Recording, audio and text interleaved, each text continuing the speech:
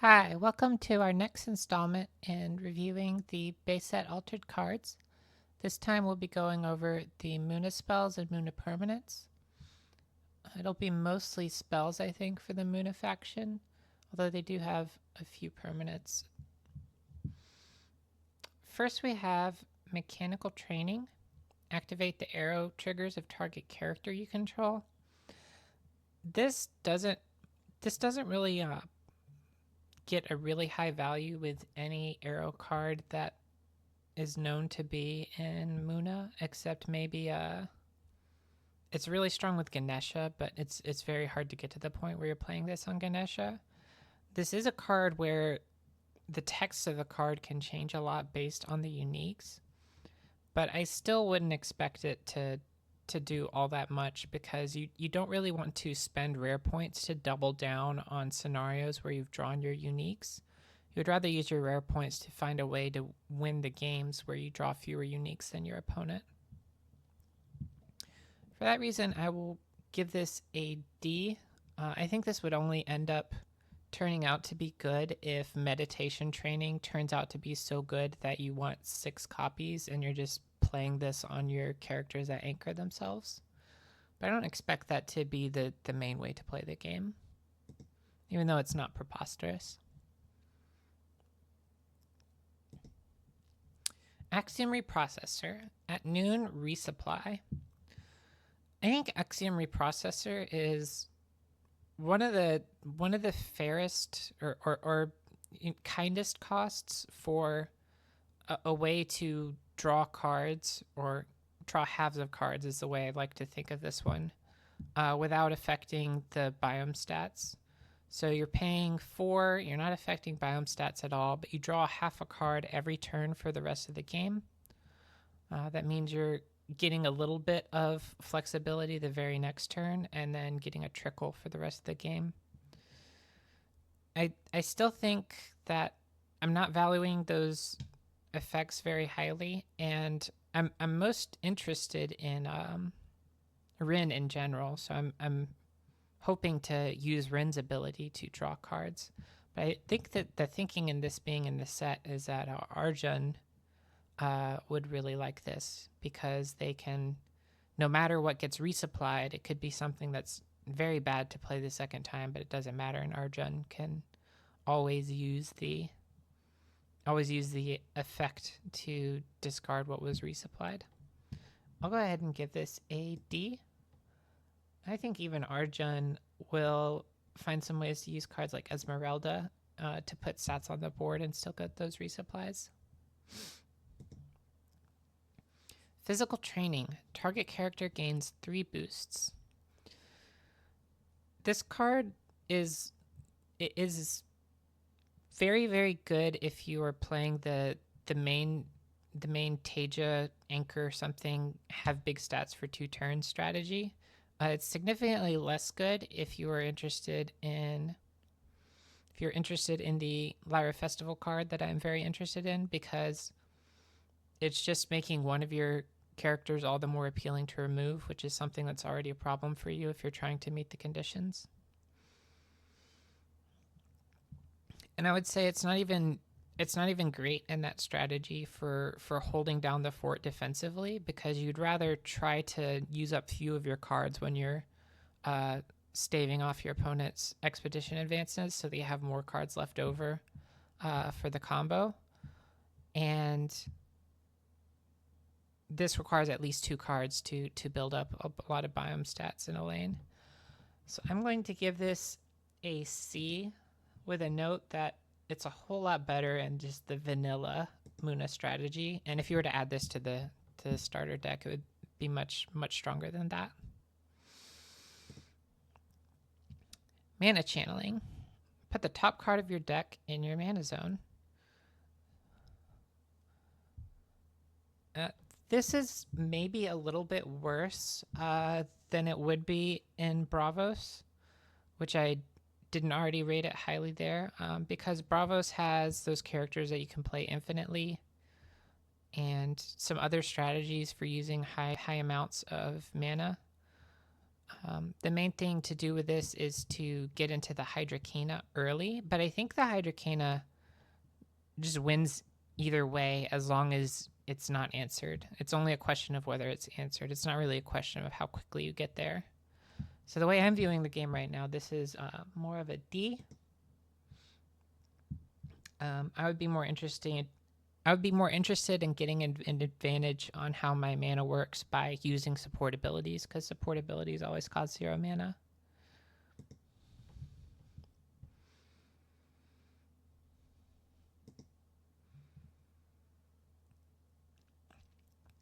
Mana Eruption. Discard one of your mana orbs. If you do, discard target character or permanent.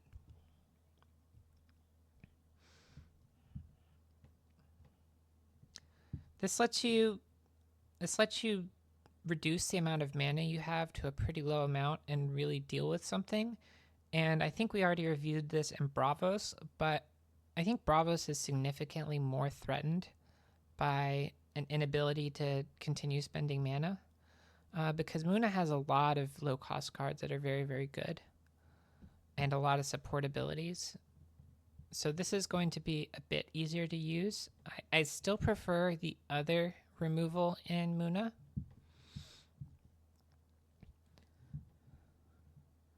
I will give this a C. I would say that going without removal at all, besides the sleep effect, which we'll also see here, is probably a good enough plan a lot of the time for the Muna faction. You could spend your time instead doubling down on your anchored characters and being the one that requires removal to happen to keep the game fair. Acapella training. Target character gains fleeting. Muna is a little light on sabotage. I think they either have only 1 or 0 sabotage characters. I remember people have commented on sabotage not being in the spirit of the faction. So they either have 1 or 0 in-faction sabotage characters. This is a different way of doing sabotage. It's funny how the art here looks like this belongs to Muna, but it's actually a Lyra card. And this is the out-of-faction rare. But I think you don't want to pay an entire rare point for this effect. I think you'd be hoping to play the rare point for the sabotage character. I think that the Axiom sabotage character is one of the ones Muna can get, or some other way of dealing with your opponent's characters. So I'll give this a C. Sabotaging is pretty good, and I think Muna is a little bit like the Bravos, where I wouldn't be surprised if they wanted to deal with certain things by sabotaging them. But another thing that concerns me here is that this is a fleeting... Oh, it's not a fleeting spell. Okay, I'll give this a B because it's not fleeting. It's only fair to raise a grade. I like it significantly more if it's not fleeting. It says fleeting on the card, but that's because target character is gaining fleeting. That's what the card does. So this is not going to shred the Muna player's own hand as much as I was worried about. With that in mind, another thing you could do with this card is be able to wait and see what your opponent is going to do when you're pulling off the Lyra Festival combo. Say your opponent is going first and they play like a 3-cost character, and for your turn, say you play Acapella Training, maybe from reserve, now that I'm reading the card correctly, which makes it more likely, and you play it on the thing they played, or even your own thing, so that you can combo with the Lyra Festival. Okay, that's way better. Okay, so say you use the Acapella Training on your own character, then your opponent spent 3 mana, you've spent 1 mana. If you continue exchanging mana, you can potentially play the Lyra Festival when your opponent does not have at least 3 mana to remove the Lyra Festival permanent. And that could possibly let you fulfill the condition even if your opponent has the appropriate removal card in hand, but just doesn't have the mana.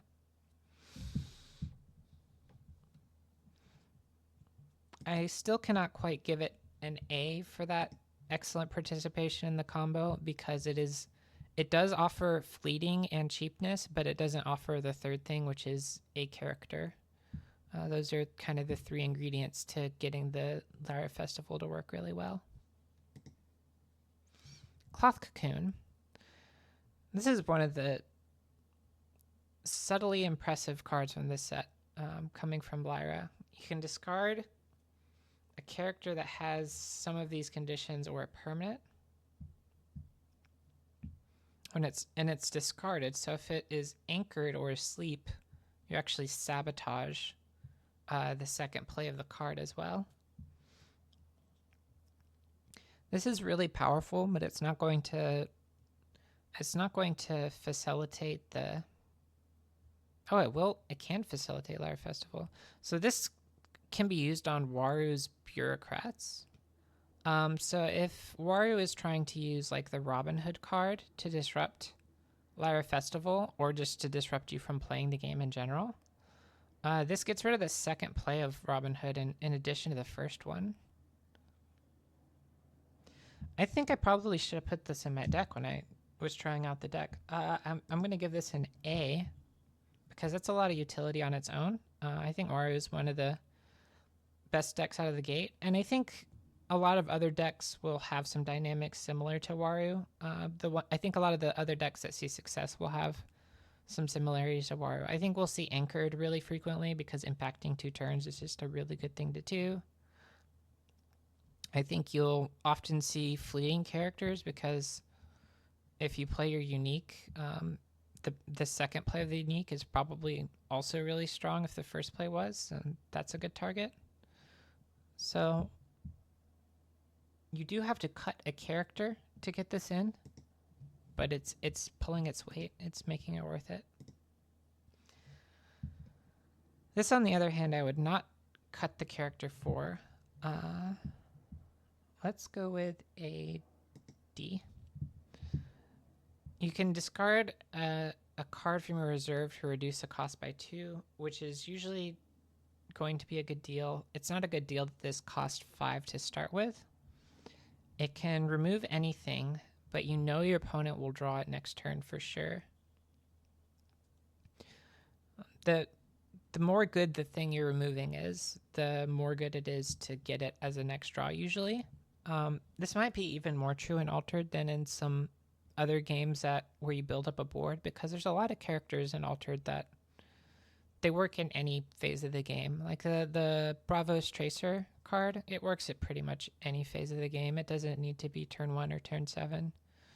So I don't really want to pay 3 and discard a card from my reserve instead of playing like the Cloth Cocoon or playing the Mana Reaping. I would rather just not do that. It does have a synergy with Rin, where if she puts a card that's not very good on the second play in reserve, you can discard that. But Rin decks are probably going to be designed where that doesn't happen very often. Okay. This is going to be an A. I think I've talked about it a lot. I think attacking on a different axis is really good. I think it's one thing I can say since the last video for thinking about the impact of this card is you can think of this card as being a Rare Ortis Celebration Day on top of its own effect on the turn that you win with it, because it does win you the game before advancements happen, which means you may be negating 2 advancements. So if we try to understand why this is so good and why you might want to go for it, even though it can be disrupted, it can lose to certain spell cards. You know, that kind of 8 cost. I think the double one costs 8. That kind of 8 cost value for only 4 and drawing a card is kind of like why we're into chase this. I think it's really good to have this at least as an option. Common Bountiful Meadow. The next plant you play this turn costs 1 less. I am going to give this an A. The Bountiful Meadow says 2, but it can kind of cost 1 if you use it right away on a plant, because you get the discount right away. So it's like a net 1 mana to your turn, which means you're waiting to see what your opponent will do really effectively the turn you deploy this. And then you're also doing that better for the rest of the game, on top of just getting slightly larger things out for the amount of mana you have for the rest of the game. As long as your deck has enough plants, you don't have to include only plants in your deck. You just have to include enough plants in your deck to play one every turn, or even almost every turn is probably going to be fine. And a lot of the cards in this set that are plants are pretty good. You don't have to play these really scrunkly cards you don't like just to get enough plants. Cards like Mowgli tend to not be plants. The plants all seem to be pretty good. It's more that there's like a few non-plants that you want to run, and maybe you only run 2 of them instead of 3 of them because you're playing this card. I'll give this an A. Oh, I already said that. I think it is really good in Lyra Festival strategies and also other conventional strategies. A main risk with this card is that because it is not adding any biome stats on its own, you could end up where you draw a certain hand that's distributed to where you just haven't drawn many biome stats overall. And one way to mitigate that is by playing Rin, because she sees more cards. So she can kind of fix hands to make sure, okay, I only want to have 1 Bountiful Meadow, and I'll draw an extra card and mana zone that card to make sure that that's like the distribution I get, that kind of thing. This is the rare version. You may pay 1 to resupply. This is kind of the same kicker that Aloe Vera has, except with Aloe Vera you end up getting an extra resupply and an extra 2/4 character turn of 2/4 character. Here you just pay 1 to resupply. So I think you would probably only be getting this if you already had 3 of the rare Aloe Vera and you just wanted even more resupply. And that's conceivable, but I don't think you'll need to do this. I think you'll find other ways to get extra cards. Swapping in rare Inari for one of your other characters comes to mind. So let's say that this is a C.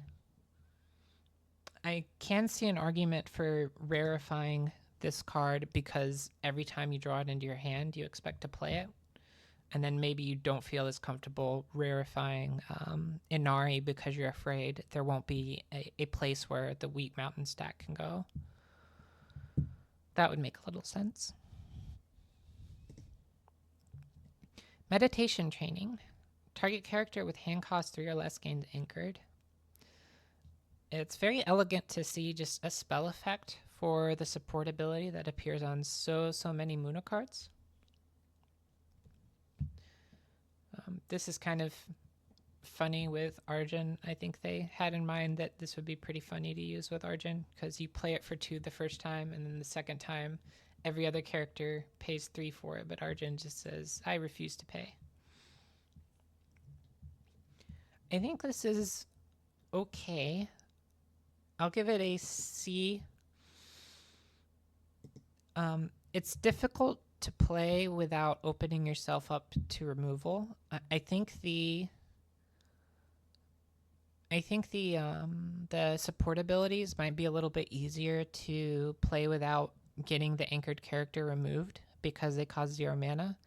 So you're able to go down to lower amounts of mana in the turn before you actually apply the anchored and cue to your opponent that it would be a really good thing to remove. This is also worse than those for doing Lyra Festival combo turns, of course. But this is like really good stat values in a similar way to physical training. And in some ways it's more flexible than physical training. And it, of course, that is apples to oranges in that this is an in-faction common if you would like to get it for no rare points. This is the rare. You pay a little less the second time you play it. I'm going to give this a D. A 1 mana discount on only one side of the card is not super aggressive. I'm kind of being a little dismissive of the support ability here that could give you a boost. I think that's of similar value to the discount. I think just one stat point one time on an effect that has to be late, it has to have like a specific timing, is just not a lot.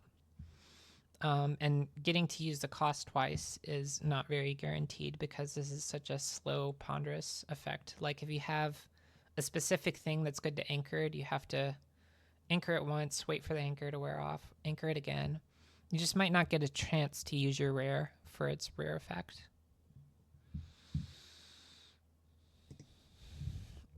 I'd rather be in a spot where I'm discarding this one from reserve, but I didn't pay any extra in deck building cost.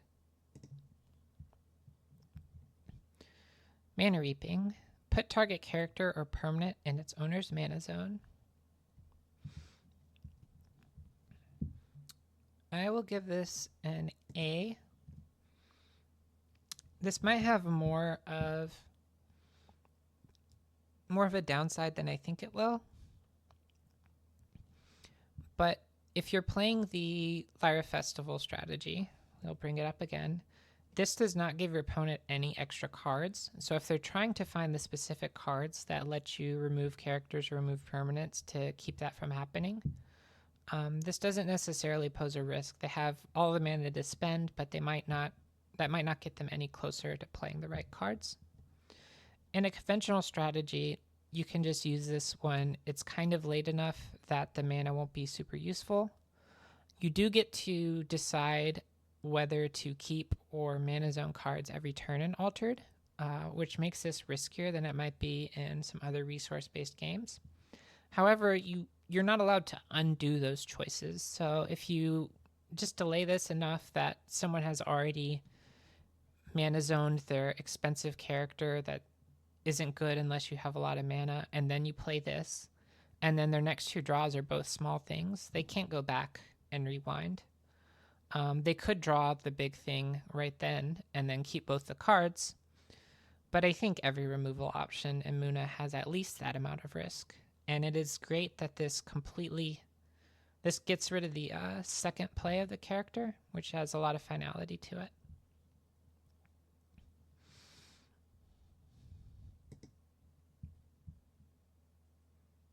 What is the difference between these two? They both cost 3.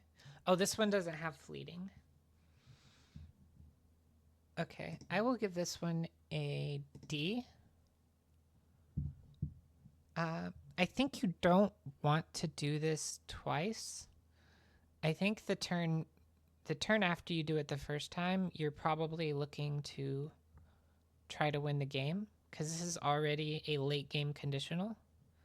Like you don't want to run this out on the third turn or the second turn of the game because you're giving your opponent way too much mana.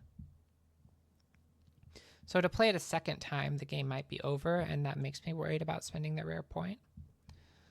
But the rare might be, if you can find a way to play it a little earlier, it is true that the second play will be even harder for them to use the mana than the first play.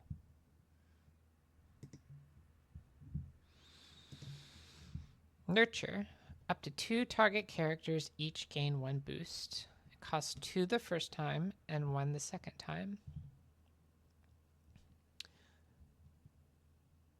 We've said several times that 1-cost effects can be really strong in Altered because of the pass priority system the game is based on. But you have to look at whether you'll be able to use a 1-cost ability in that way. And Nurture might not let you do that because you might not have 2 characters in play.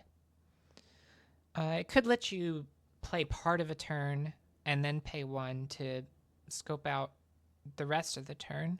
But that's a little less powerful than being able to immediately read it out.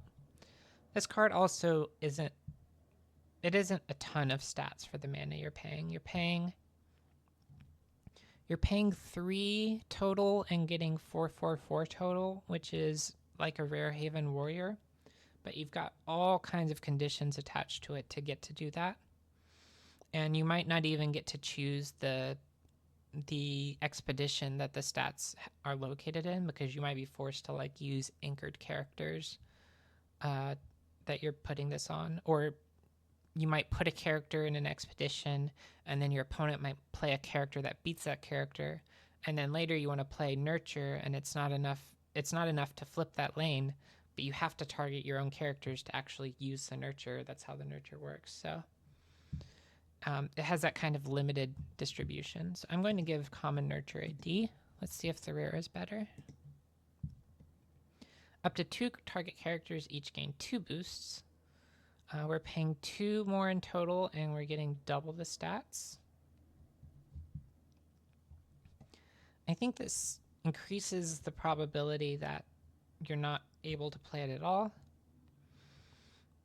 This is like a better ratio, but we're paying it's one of those cards where I feel like I would be interested in this for 0 rare points.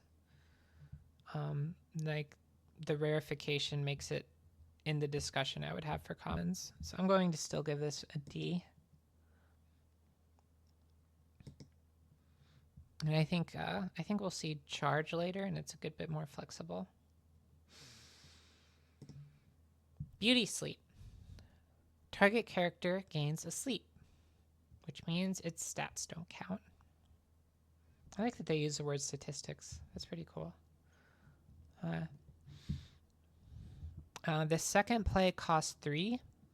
It turns out that 3 is still a really good price for this effect, especially if it's the last turn of the game, which it might be the last turn of the game because it's the second play of this card. That's how games play out, is that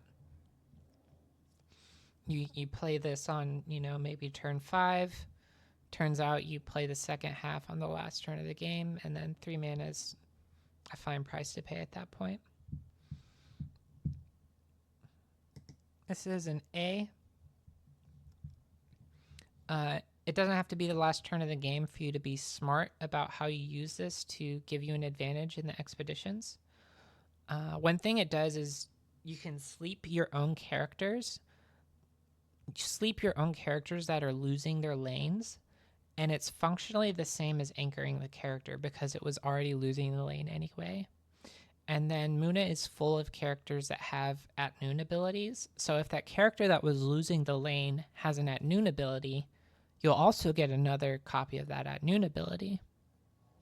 And then if we go further, you can play those at noon ability characters first to try to get your opponent to flip that lane, because that's how that's the flow of the game in Altered oftentimes, to get you into a position where you're able to beauty sleep your own character.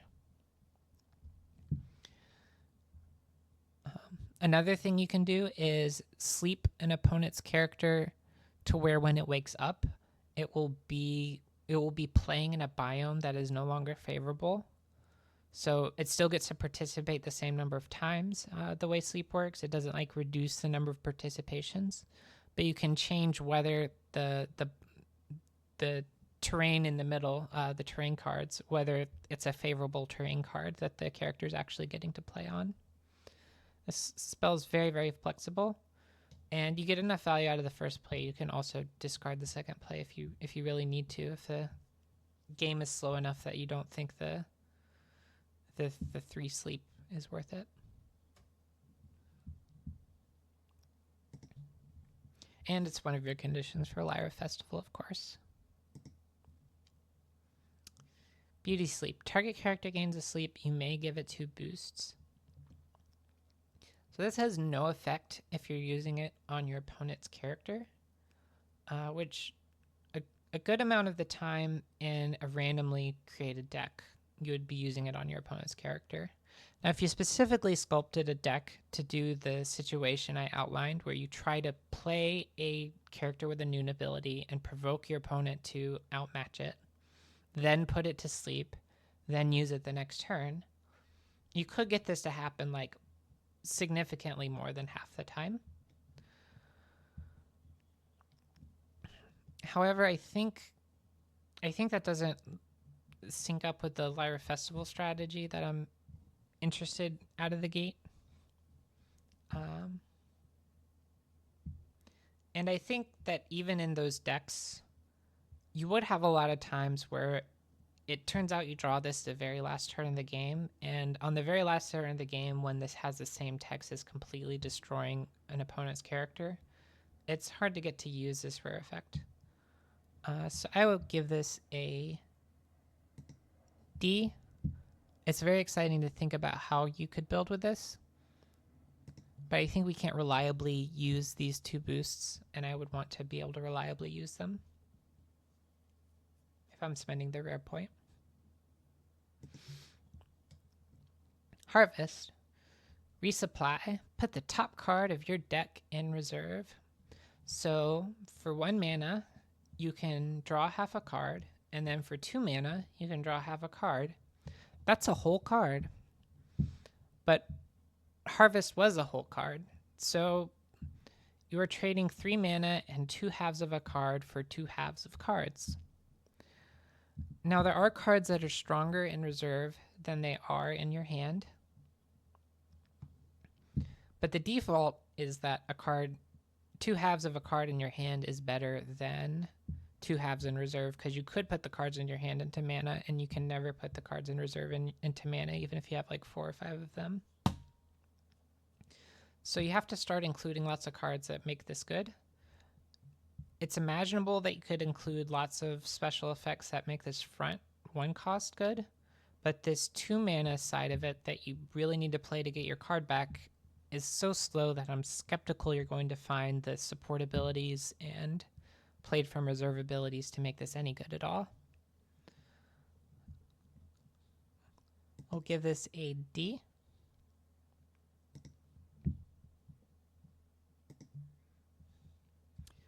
Resupply, then resupply again. This is a better rate. If some weird confluence of circumstances makes this stuff good enough, I guess you're probably playing this one instead of the other one, because resupplying must be really, really good. But I would be looking to play Esmeralda instead of this. We'll give it a D again. This also has a real risk of overflowing your reserve and requiring you to discard from your reserve, which keeps you from accruing the advantage you might hope to get from this. Whereas if you can use Esmeralda to get a little bit of stuff in your reserve and also win a lane, that's a better spot to be in.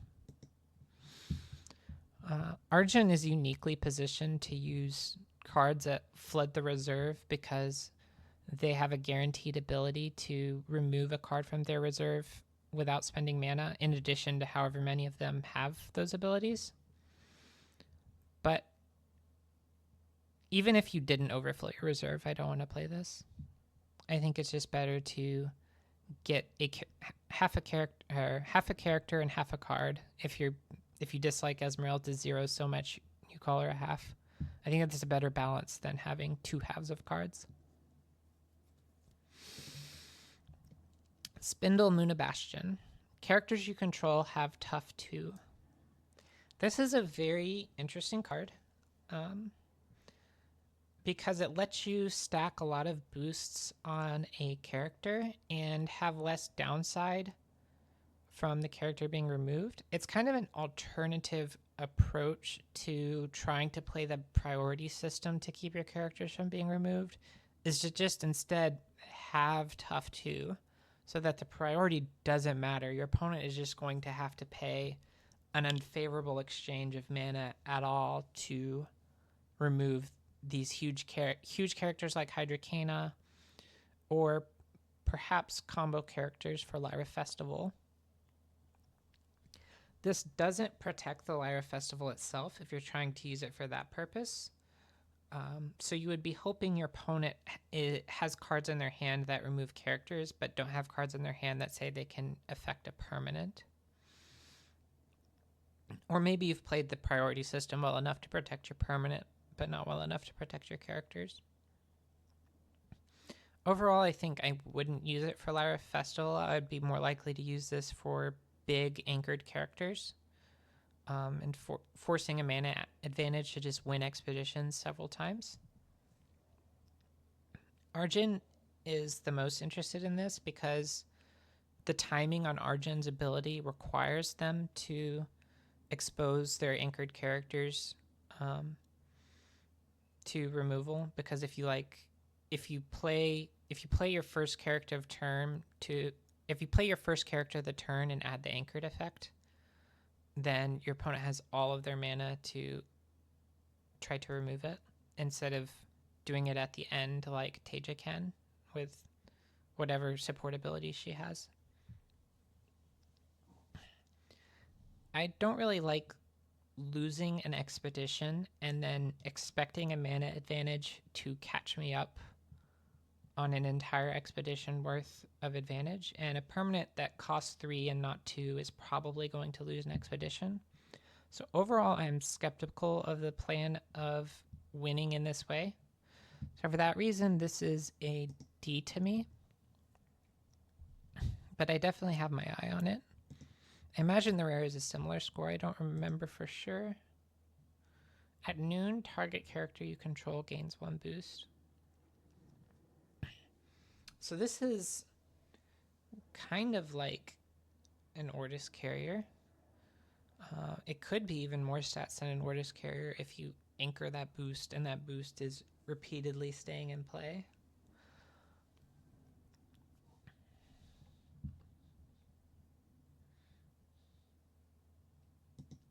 I'll give this a C. The stats on the Spindle Muna Bastion itself here are kind of playing into the mana exchange that you would need to win to catch up on that lost expedition. So it's a little more convincing. And if you did put this card in your deck, I think you would need to mean it. I think you would be playing it every game.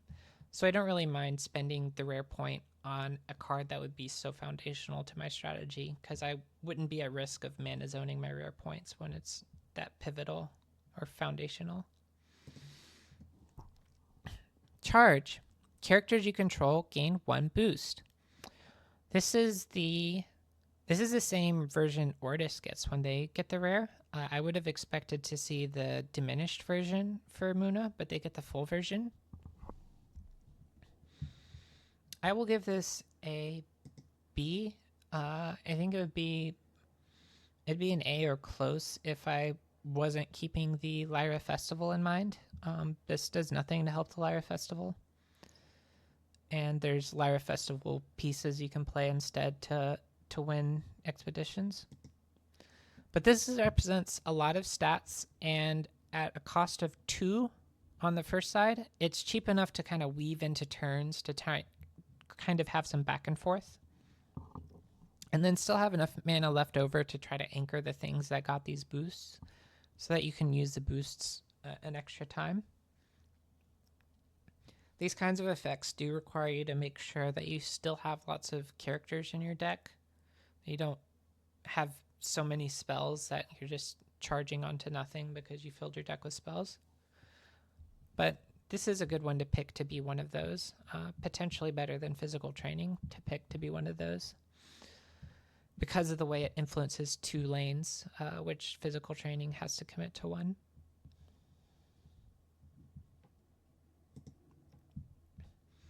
Monolith, Ortis Bastion. Whenever a non-token character joins your expeditions, it gains 1 boost.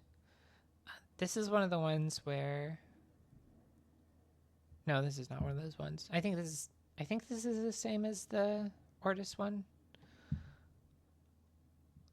When a non-token character joins your expeditions, it gains 1 boost. Yeah, that's the same as the Ortis one. So this is kind of like Charge, but you do it on a permanent first, and then it affects everything for the rest of the game.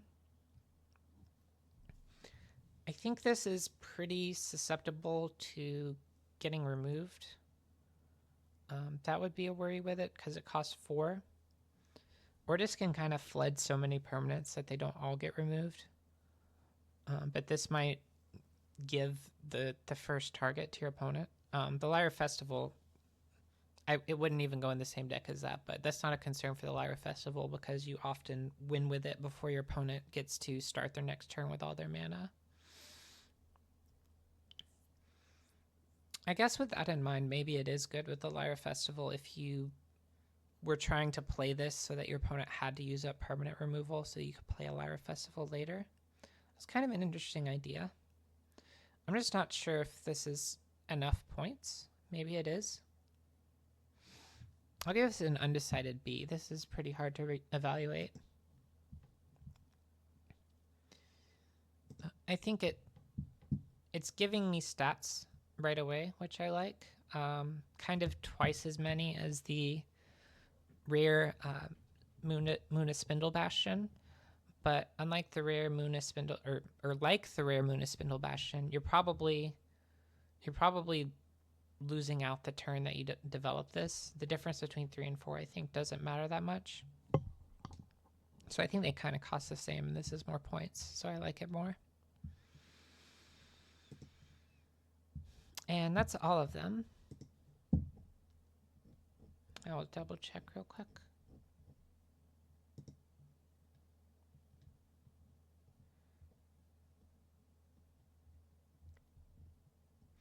I will reiterate that it's important, especially in a deck or faction, especially in a faction like the Muna faction, you have to pay attention to make sure that you're running the right balance of characters and non-character effects, because when some of those non-character effects specifically reference you having characters, you have to draw the right mixture or they don't function properly. I think that would maybe be more of the non-synergy between the Monolith Bastion and the Lyra Festival that I was describing, is that the Lyra Festival may already strain your count of how many cards that aren't characters you may include. Our next video will be one of the other 3 factions characters. I haven't decided right away. I think it'll probably be Lyra, but we'll see. Thank you anyone who has watched this one, and we'll see you in the next one.